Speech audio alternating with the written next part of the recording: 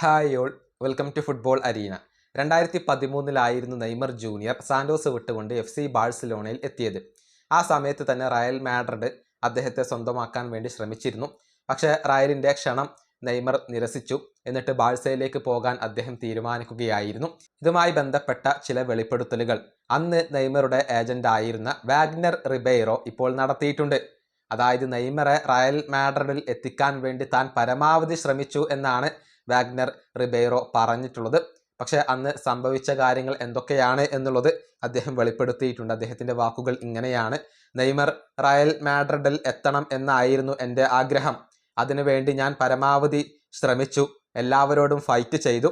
പക്ഷേ അദ്ദേഹത്തിൻ്റെ പിതാവാണ് അന്തിമ തീരുമാനം എടുത്തത്.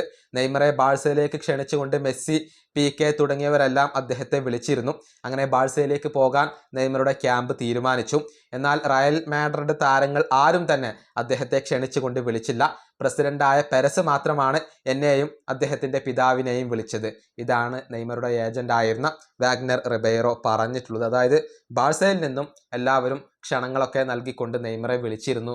റയൽ മാഡ്രിഡ് താരങ്ങൾ ആരും തന്നെ വിളിച്ചില്ല എന്നുള്ളത് കൂടി ഇദ്ദേഹം വ്യക്തമാക്കിയിട്ടുണ്ട്. ഏജന്റിന് താല്പര്യം നെയ്മർ റയലിലേക്ക് വരുന്നതായിരുന്നു. പക്ഷെ നെയ്മറും പിതാവും ചേർന്നുകൊണ്ട് ബാഴ്സയിലേക്ക് പോകാൻ തീരുമാനിക്കുകയായിരുന്നു എന്നാണ് അദ്ദേഹം ഇപ്പോൾ വ്യക്തമാക്കിയിട്ടുള്ളത്. 4 വർഷമാണ് നെയ്മർ ബാഴ്സയിൽ കളിച്ചത്.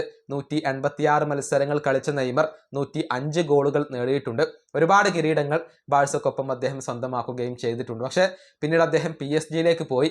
ആ തീരുമാനം പലപ്പോഴും പിഴച്ചു എന്നാണ് പലരും അഭിപ്രായപ്പെടുന്നത്. ഈ വീഡിയോ അവസാനിപ്പിക്കുന്നു. അടുത്തൊരു വീണ്ടും കാണാം.